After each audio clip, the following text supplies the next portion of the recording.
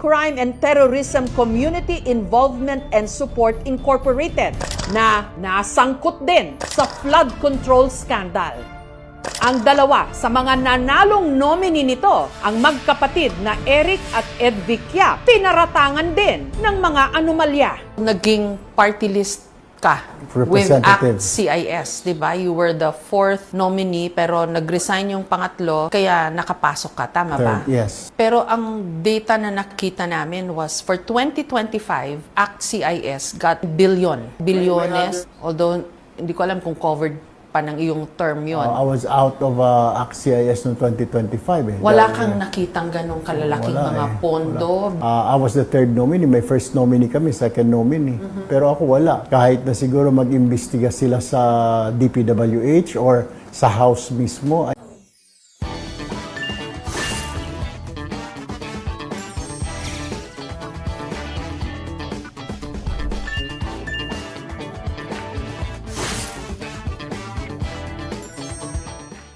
Kabols na nakuha nila. No. Is that not the case? No, not the case. Not the case. Can you give the details nung sinasabi mong delivery between Eric Yap and Saldico? Sino nag-deliver sa kung kanino sa kwento mo? Nung part of December, sir, ng 2024, doon ko po na aktuhan si Congressman Yap na siya mismo ang nag-deliver doon sa Bali Verde 6. Tapos kayo ang nag-deliver sa... Nung inilipat po namin sa sakyan, dinala na namin sa Horizon yung mga maleta na yun. Yun yung 46 na sinasabi mo. Yes, Your Honor. Okay, thank you. Mr. Chair, I just want to make addition, yung mga clarification po na gano'n. Kasi po sa Kongreso, siguro alam din po ito ni ni Senator Dante Marcoleta, magkasama po kami. Uso po yung bilihan ng budget sa Congress. Opo, the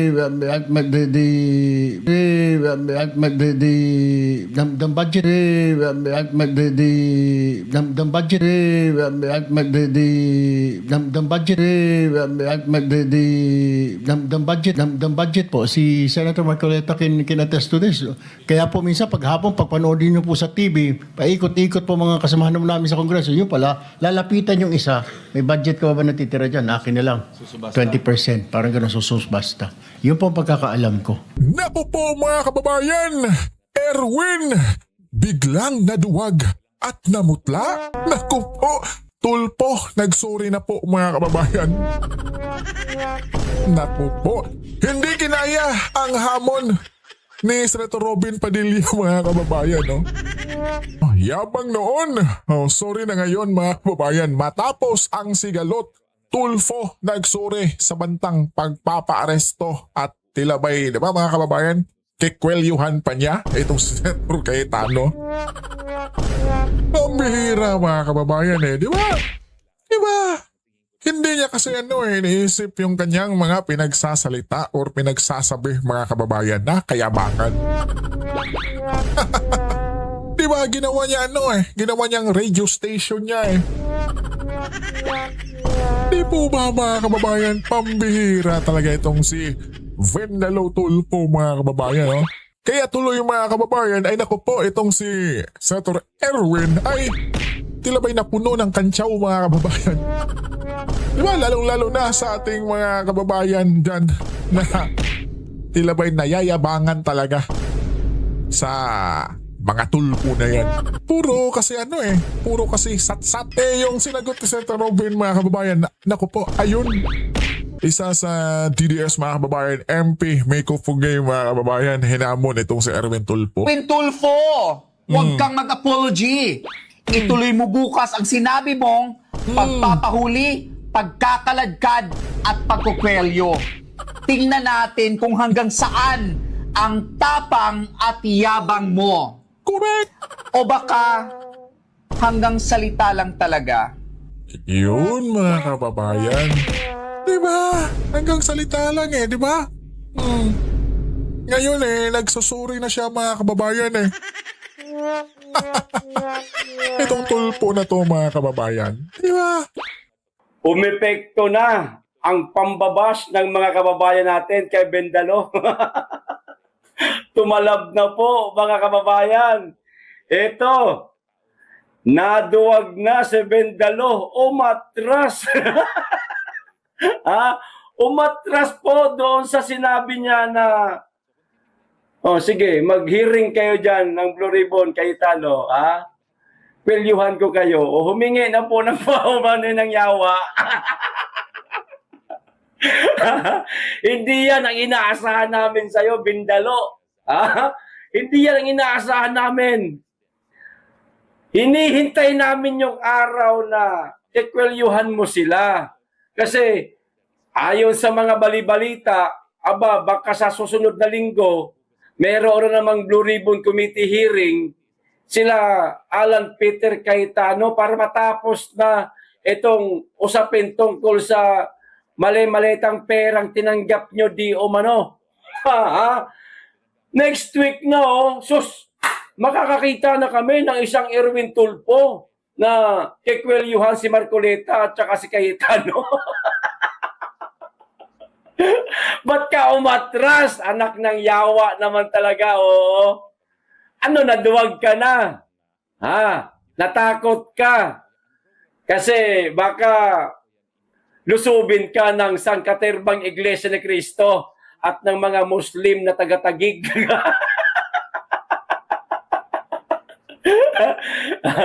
Sa susunod kasi, Bendalo, huwag mong gamitin ang pagiging journalist mo.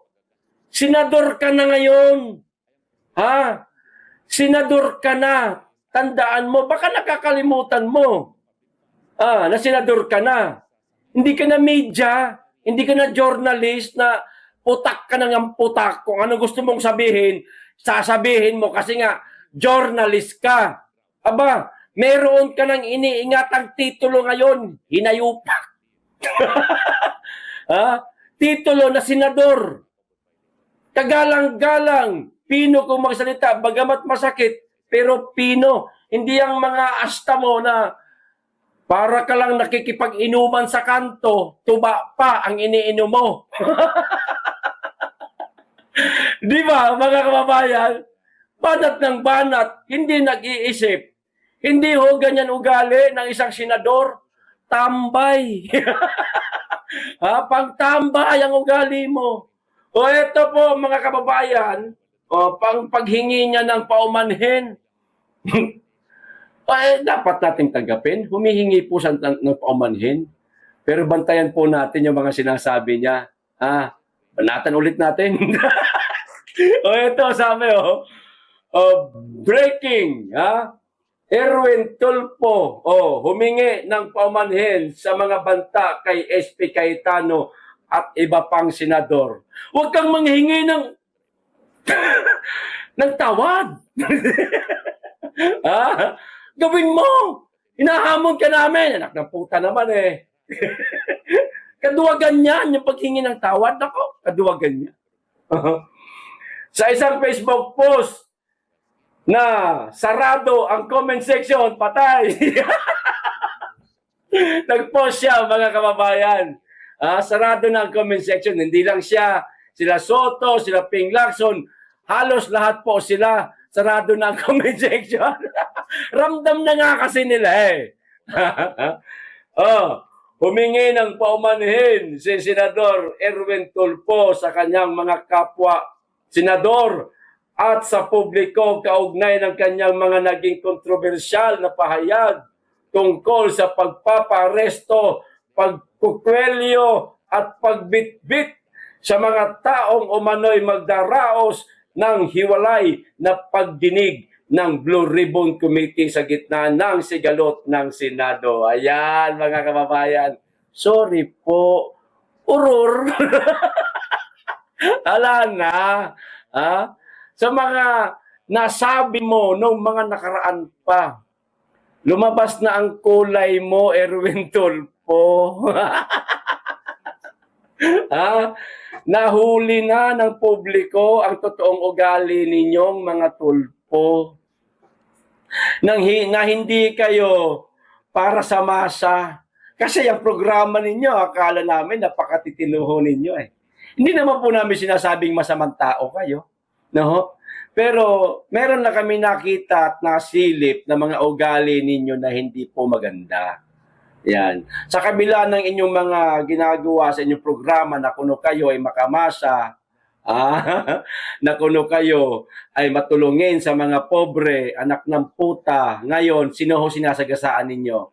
Ang mga pobre na. Bakit? Sa hindi ninyo pagpayag sa komite ng Blue Ribbon Committee nila Alan Peter Cayetano na magdaraos ng isang pagdinig, maliwanag, ayaw ninyo na matukoy ang katotohanan. Katotohanan na ang kabanang bayan ay kinakain at inaanay ng mga politikong kawatan, ganid sa pera, ganid sa kapangyarihan, ganid din sa rubos. Diba, mga kababayan? Ayaw nyo na mailantad sa publiko. Di ba? Sino ho tinatapakan nyo yan? Di kaming mga pobre na nagnanais ng hustisya sa mga ginagawang pagnanakaw ngayon sa kabanang bayan. Nais po namin ng hustisya, pera ho namin ang pinakikialaman para po tayong ninakawan sa sarili po nating tahanan, mga kababayan. Di po ba? Hinahadlangan ho nila Nagagalit ho sila kapag mayroon po panibagong Blue Ribbon Committee, nagagawin sila SP Alan. Ayaw po nilang mailantad ang katotohanan. Di ba? Palibhasa ho kasi, di umano, mga nakatanggap din sila. Diyan pa lang po sa pagtanggap nila, di umano na mga mali-maleta. Tinatapakan na po tayong mga pobre niyan, mga kababayan. Hindi po nila naisip na habang tinanggap nila ang pera, nagpapakasasa sila, nagpapakasarap sila, bumibili sila ng mga kung ano-anong properties, bumibili din sila ng mga chikadingding. Na ang perang ginagamit po nila mula po sa buwis nating mga pobre. Di ba, mga kababayan? Yung mga senador, ibang senador dyan, hindi nga natin alam kung nagbabayad dyan ng mga buwis sa mga negosyo nila Hindi ho tayo sigurado kung mga taxpayer yung mga yan. May mga negosyo ho yan. Baka ang Pag inuulan, hindi malas yan. Dito sa Buenas, uulanin ka ng swerte sa dami ng bonuses at rewards. Ano pang hinihintay mo? Register na!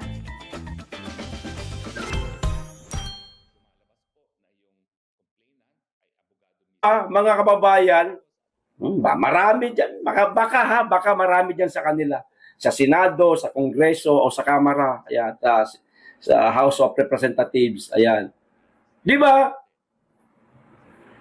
Maliwanag na, mga kababayan, na naduduwag na itong mama. Ito pa, huling basa. Ang paghingi ng paumanhin ay dumating ilang araw matapos umani ng matinding reaksyon ang kanyang mga pahayag laban kay Senate President Alan Peter Cayetano at sa mga nagsasagawa ng hiwalay na pagdinig ng Blue Ribbon Committee sa pangunguna ni Senator Pia Cayetano at Senator Rodante Marcoleta. Sa inilabas na pahayag ni Tulfo, lubos akong humihingi ng paumanhin. Lubos! Kulang na lang, lumuhod ka muna. Gawa kang video, Tulfo. Erwin, sige, para patawarin ka namin. Hindi ka namin pinatatawad sa ganitong simpleng paghingi ng kapatawaran lang. Dahil sinaktan mo kaming mga pobre doon sa sinabi mo na pag nagsagawa kayo ng Blue Ribbon Committee hearing kayo mga putang ina nyo, kakwelyuhan ko kayo. Nasaktan kami doon. Bakit? Hindi lamang sila SP Alan Cayetano at kasamahan nila ang nasaktan doon. Kasama kami. Kasi gusto namin lumabas ang katotohanan. Lubos-lubos mo mukha mo. Gumawa ka ng video. Harap dyan, video. tapos lumuhod ka, humingi ka ng tawad, okay na sa amin. Masaya na kami. Not to gate crush the live selling that happened here last June 4. The way it happened, the way it was handled, the statements being made. Gusto ko lang talagang pumunta dito, hindi naman po ako invited doon sa conference nila na yon. I waited for today's hearing to confront the resourceful persons they presented. Let me call on them 18 kargador. Kasi nga po, nagkakarga sila ng mga mali-maletang pera, sabi nga nila. Yun po talagang trabaho nila, taga-bitbit, taga-karga ng maleta. Una, sino ba itong 18 kargador ng mga maleta? Saan ba sila galing? We cannot simply bring in people sa Blue Ribbon Committee na nag-aakusa na mabibigat na paratang nang hindi man lang nalalaman kung karapat-dapat ba sila paniwalaan. Kasi simulang-simula pa lamang po na tinawag silang 18 Marines, may paglilinlang na agad. Yung bansag na 18 Marines sa isang paraan upang pabanguhin sila sa publiko. Matik po kasi yan. Pag sinabing Marines, iba po ang respeto ng mga tao. Pero hindi naman po silang lahat ay dating Marines. At mahigit kalahati sa kanila ay discharged without honors or dishonorably discharged from service for various offenses. Ibig sabihin, palpak sila. Tulad ng pagiging AWOL o absent without leave.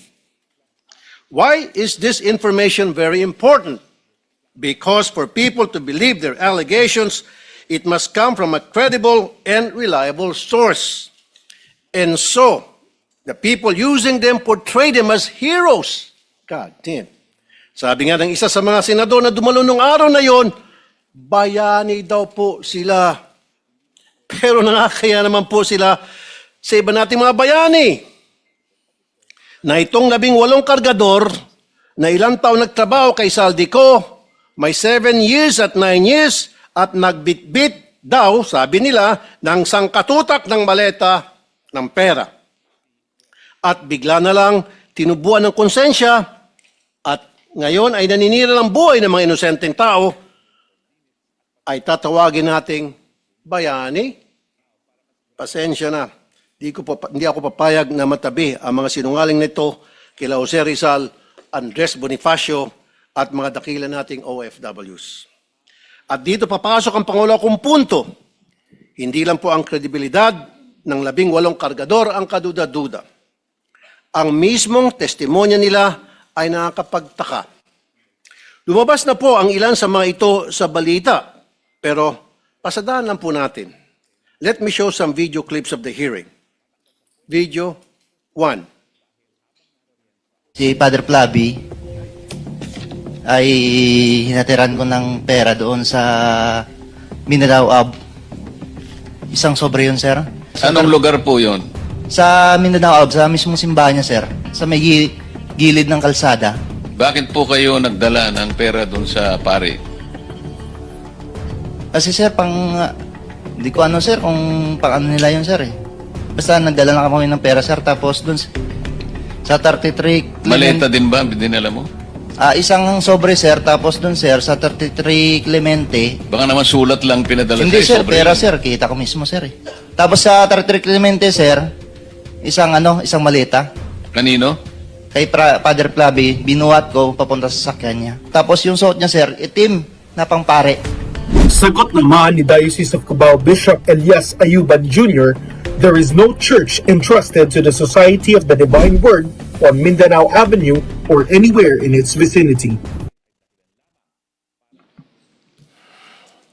Pangalawa, iPhone time travel.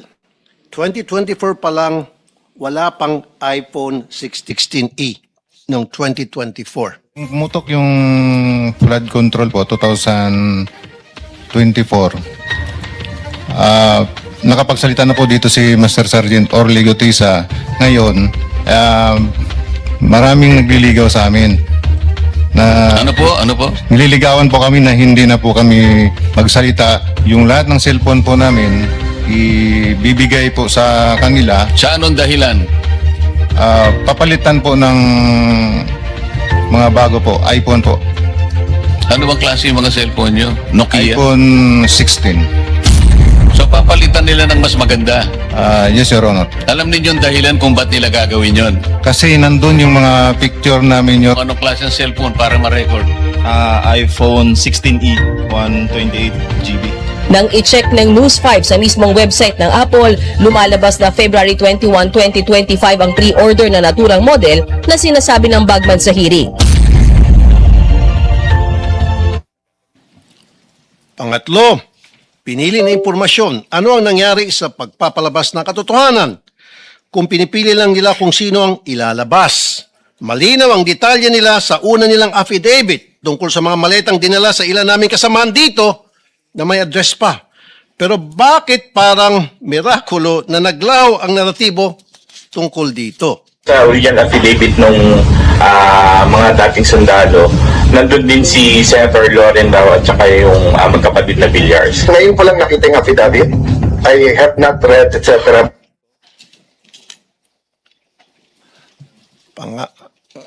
Pangapat, aking pinasilip ang lugar na yon sa Makati. Video 4, money changing. Nag-advise po si boss, magpapalit kami ng piso to dollar na 2 maleta doon sa Makati po. Sa, Bibili kayo ng US dollar. Yes, Your Honor. Dinala po namin ito sa Per Bank Makati, Salcedo Village po. Dalawang maleta worth of 50 to 60 M po ang laman. Aking pong pinasilip ang lugar na yun sa Makati at walang record ng money changer sa Pearl Bank Building. Dapat po makumpirma ito. At syempre, nandyan din po ang mga kadudadudang testimonya nila laban kay Senator Soto na pinabulaanan niya na dahil nga matagal ng patay ang sinasabi nilang si E.A. Mark or Executive Assistant Mark. At ang pangbawi nila ng aligasyon tungkol kay Representative Laila de Lima na noong mga panahon na yun ay hindi pa kongresista at nakakulong pa. At sabi ni Ombudsman Boying Rimulya, ang isang litrato ay delivery na nangyari noong panahon ni Speaker Lord Velasco pa.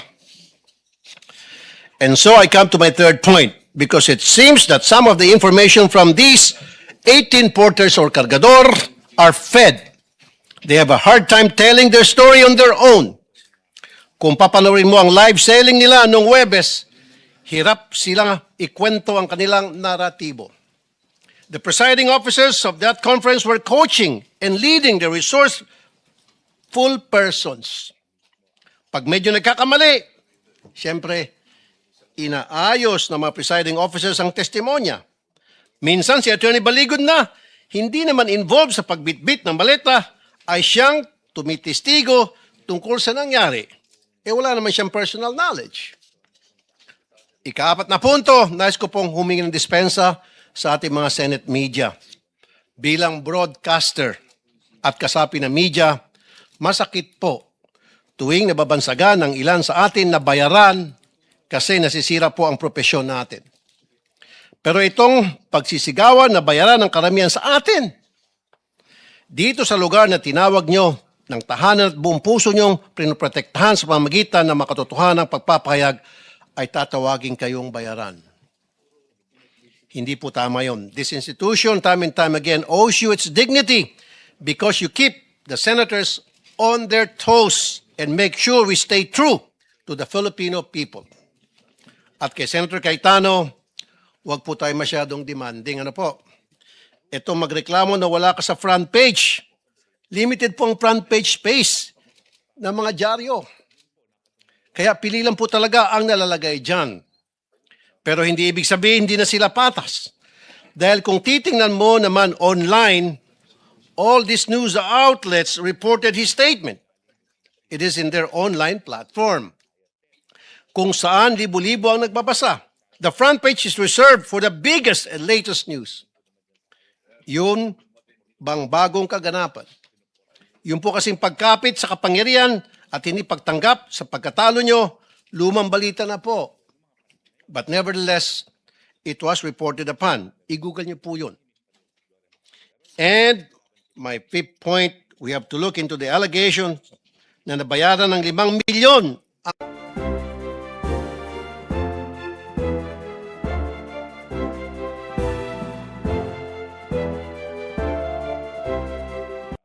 lang kayo ng mga malalaking tao para sa mga personal nilang interest sa politika. Kulang yung 5 million. Kunwari, inanalayan nila kayo. Pero pagharapin nyo na itong sangkatutak na kaso na isasampa sa inyo, nitong mga siniraan ninyo, tingnan nyo, unti-unti kayong iwan yan. Ngayon pa lang, narinig mo na sila na nagugas kamay sa mga paratang nyo. Dumidistansya sila sa inyo dahan-dahan. Kaya sa ating mga kababayan, mag-ingat po tayo sa paniwalaan or papaniwalaan. Remember, the devil can cite the scripture for his purpose. No more, no less. When Jesus went into the wilderness to pray, the devil tried to tempt him 3 times. But as he was failing to tempt Jesus, and as he was getting desperate, what did the devil do? He quoted the scriptures from the book of Psalms. Huwag po tayo magpapadala sa mga mabubulaklak na mga pananalita dahil lang siya ay nagbabasa ng Biblia. Huwag po tayo basta maniniwala dahil binansagang bayani o Marines ang 18 na kargador. Buksan po natin ang ating mga mata, tenga at utak. Huwag po tayo magpapadala sa mga live selling nila. Tingnan niyo po kung sino ang nagbebenta. Kasi kung mahistoryan ng pagbubudol at di tayo maingat, tayo na pong susunod na biktima nila. And before I end, I would like to remind my colleagues here in the Senate to please be very careful in calling out some people as bayani, putting them on a pedestal dahil hindi naman talaga totoo. Because that will be a reflection of you. Tatawagin mo ang mga taong umami naman na nag-deliver ng mga kickback kung sino-sino Poncio Pilato. So therefore, matatawag siya ng sindikato. So kung tatawagin mong bayani ang isang sindikato, sindikato ka rin. As simple as that. Hindi ko na sana pupunahin itong si Erich the American, the law bender. Nung sinabi niya na ang duwag-duwag daw ni Alan Peter Cayetano, kapag daw sila ay nag-hearing at pinagpatuloy ang hearing, talagang kukwelyuhan niya at ipapaaresto niya. Hindi ko na sana siya papansinin kasi mas mabuti na nga nang malaman ng taong bayan kung ano talagang pagkatao niyang Erich the American, the law bender. Unang-una, huwag niyo pong kakalimutan ha, bago niyo yan hinalal bilang senador, napilitan niya magbitiw bilang kalihim ng Department of Social Works and Development kasi nga dun sa kanyang issue ng citizenship. Hindi po pwedeng maging miyembro ng gabinete ang isang dayuhan. Siya ay napatunayan na siya ay naging dayuhan Amerikano dahil siya nga ay sumapi pa nga sa hukbong sandatahan ng Amerika. At kung hindi ako nagkakamali, yung kongresista na si Congressman ng Caloocan ang siyang nagbungkal ng kanyang pagkatao na siya ay isang foreigner.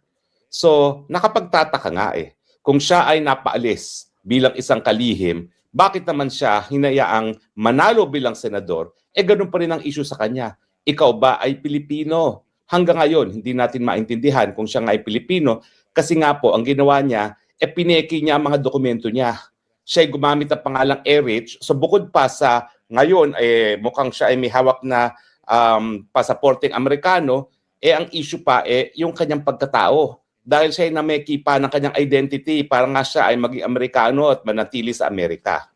So, sinasabi ko naman na yung kanyang mga salita na pahuhuli niya, kukwelyuhan niya si Alan Peter Cayetano, at least nakikita ng tao na minsan ng kriminal na nameki ng dokumento para siya ay maging Amerikano, palagi na yung kriminal. Kaya nga yung mga pinagsasalita niya, ay mabuti naman makita ng taong bayan na kriminal ang pagkatao nitong si Erich. At dahil siya ay kriminal nga doon sa kanyang falsification at doon sa kanyang pagiging peking Pilipino, di siyempre, alam din natin na dahil siya ay naging kalihim ng ACT-CIS, yung party list ng mga tulpo talaga na pinakamalaking nakuha, isa sa pinakamalaking nakuhang pondo sa maanumalyang budget na 2024-2025, ng Kongreso, sigurado po nakinabang din yan sa flood scam. Kaya mainit na mainit siya sa flood control investigation kasi baka merong tumbukin sa kanya.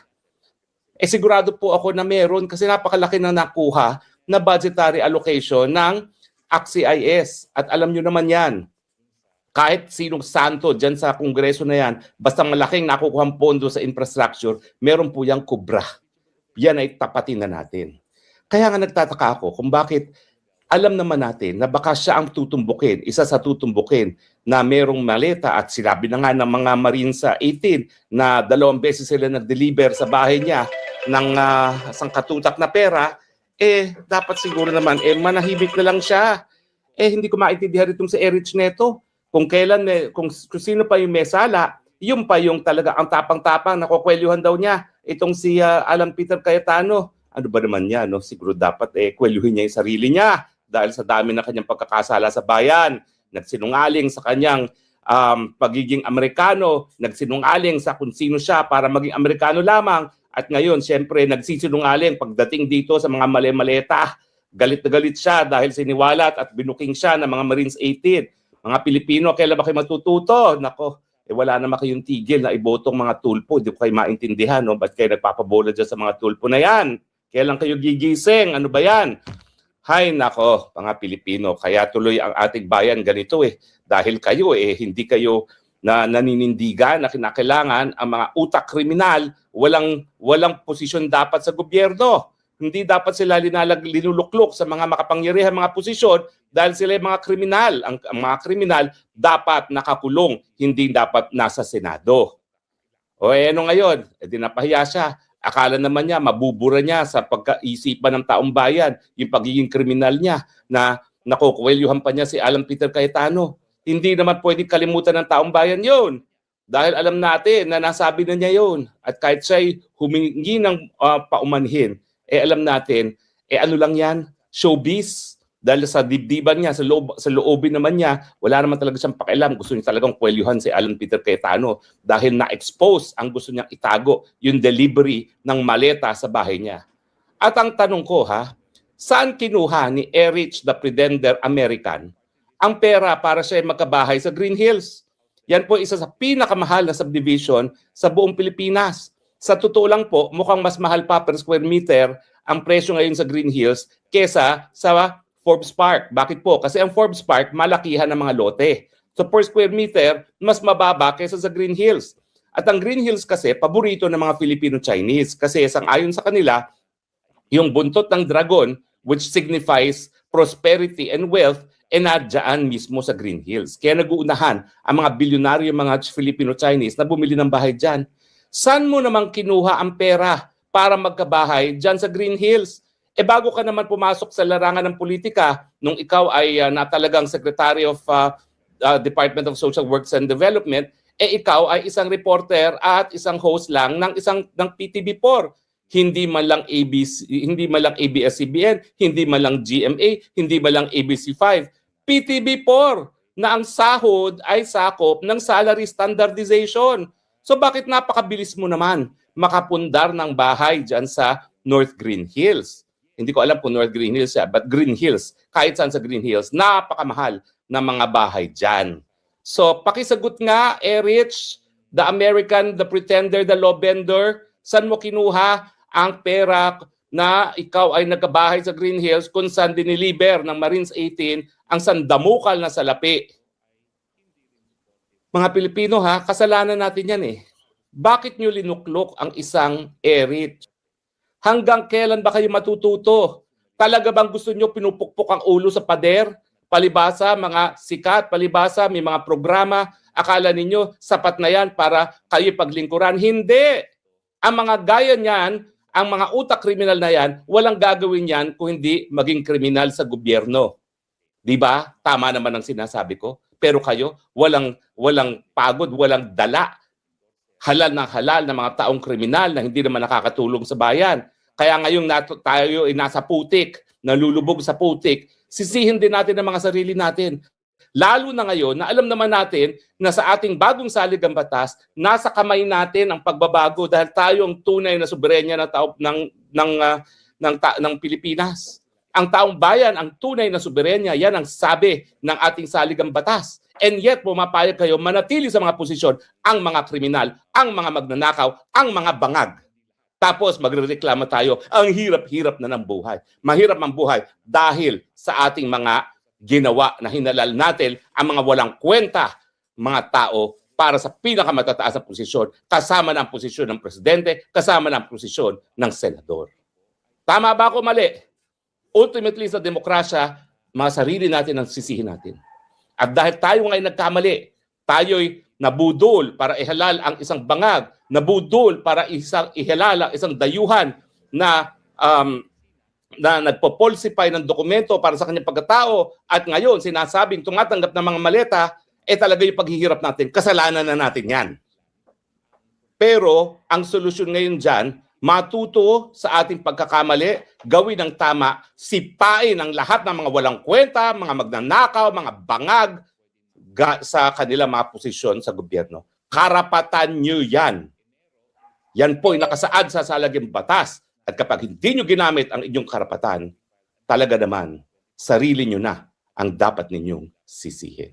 Such witness may be ordered by the committee to be detained in such place as it may designate.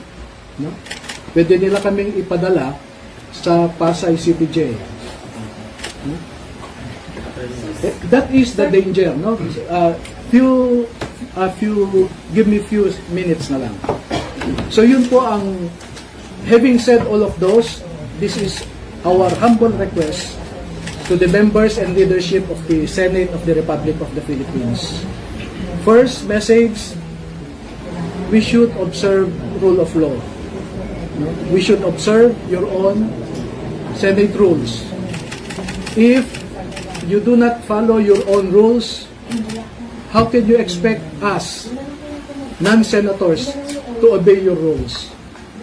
Second, we humbly ask, we respectfully ask the members and the leadership of the Senate of the Republic of the Philippines to observe statesmanship, not brinkmanship. No? We observe delicadeza. No? Delicadeza is addressed to the senses of the senators who were named in the affidavit of the 18 former soldiers. Hindi po pwede sa isang demokrasya na kung sino pa yung inaakusahan ay siya pa ang mag-iimbestiga at siya ang magdedesisyon kung sino ang nagsasabi ng totoo o hindi. Ito na lamang po ang panghuli na mensahe ko sa ngayon naman ay kay Senator Robin Padilla na isang membro ng Blue Ribbon Committee na pinamumunuan ni Senator Pia Cayetano at ang subcommittee chairman na si Senator Rodante Marcoleta. Na hinanap po namin sila ay wala sila ngayon, kaya bilang membro ng Blue Ribbon, sa kanya ko ihahatid ang aking mensahe. Magsusumite po kami kay Senator Robin Padilla ng pangalan ng 14 na mga dating Marines at dating empleyado rin ni Ginoong Zaldico na nagtrabaho at natawag ding basurero na nagde-deliver din ng pera sa iba't ibang mga personalidad. At ang pangalan ng 14 na ito ay isusumiti ko kay Senator Robin Padilla at siya na po ang bahalang mag-submit sa kanyang committee. No? At itong 14 po na ito ay handa silang tumalima sa anumang sabpina o imbitasyon po na manggagaling sa Senado para magbigay din ng kanilang nalalaman tungkol sa pagde-deliver ng mga maleta na ito. So, nailabas na po namin ang 18, ipapaimbita namin ang 14 pa, at kung hindi pa ho kayo kontento, ay meron pa pong 7 na handang magtestigo rin. Ihuhuli ko lamang po yung 7 dahil nasa isang maselan silang kalagayan, na kung sa tingin ko makumbinsi naman ang ating mga mamamayan ay sapat na po yun. So yan lamang po at maraming salamat sa inyong lahat. Sir, to clarify, after po this press, pupunta po ba kayo sa inyo? Yes. Sir, do you want Senator Erwin to inhibit? By rules of decency, he should. What would you request, sir, sa hearing mamaya na mag-inhibit siya? Well, we will manifest what I said to you earlier, that we should observe statesmanship. No? Pangit naman yung ikaw na yung nireklamo, ikaw pa mag-imbestiga, ikaw pa ang maging huwes. You mentioned earlier you expect them to cite the witnesses in contempt, sir? Well, if you look at the rules, no, it says there that if you falsely testify, you can be cited in contempt. Now, if the former soldiers will affirm and confirm what they stated in their affidavit, what would be the response of Mr. Erwin Tulfo and other legislators similarly situated? Sasabihin ba niya, nagsasabi kayo ng totoo? Hindi po. Ang sasabihin niya, nagsisinungaling kayo. Ngayon pa nga lang, hindi pa kami nagpakita, sinabi na niya na nagsisinungaling kayo. At kung sinabi niyang nagsisinungaling kami, ano po ang consequence niyon? Binasa ko po sa inyo ang Section 18 ng Senate Resolution number 5 as amended by Senate Resolution number 145 dated February 13, 2013. So wala kaming ibang patutunguhan kundi kulong po eh.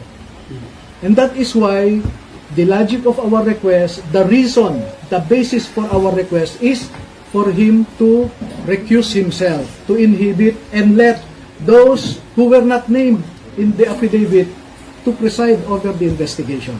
Pero he can participate, sir, si Senator Erwin. Yes, we Basta welcome. wag lang share. Yes, yes.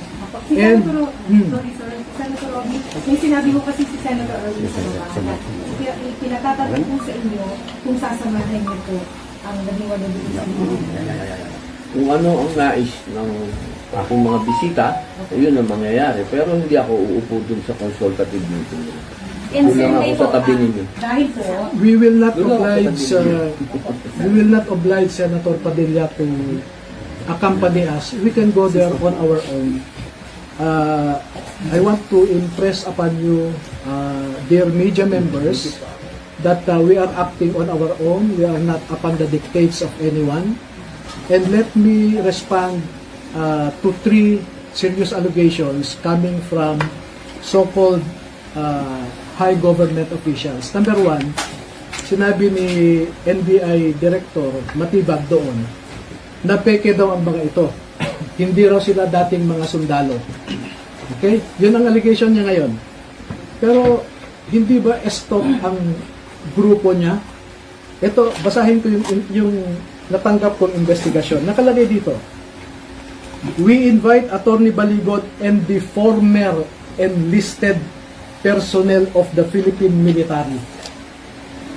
Ito, yung grupo mismo ni Mr. Erwin Tulfo nagsasabi na that they are former enlisted personnel of the Armed Forces of the Philippines. At klaro pa dito, from number 1 to number 18, nakalagay dyan former Marines, pero yung number 6 sinabi, Rene Boy Julian, Reservist Philippine Army. Yan po ang sinabi namin sa affidavit nila. Sa number 13, nakalagay dito, Romel C. Galapon, Philippine Army. Yan din po ang sinabi namin sa affidavit nila. No?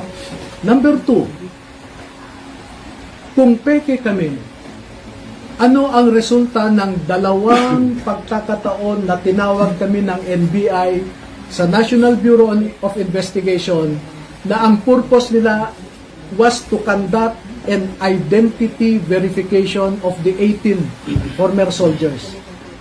At 2 beses nilang na-prove na totoo yung sinasabi na 16 ang dating Marines, 2 naman ang dating Army.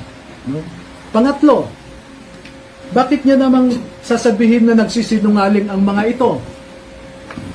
Siya mismo, nagsumite siya ng affidavit ng mga sundalo sa ombudsman. At yung panel of investigators ng ombudsman na pinapangunahan ni retired General and Attorney Eliseo Cruz ng ombudsman, no? binanggit nila yung affidavit ng dalawang dating sundalo doon sa fact-finding nila against former Speaker Martin Romualdez, former Congressman Saldico, at a certain Attorney Raulito Paras.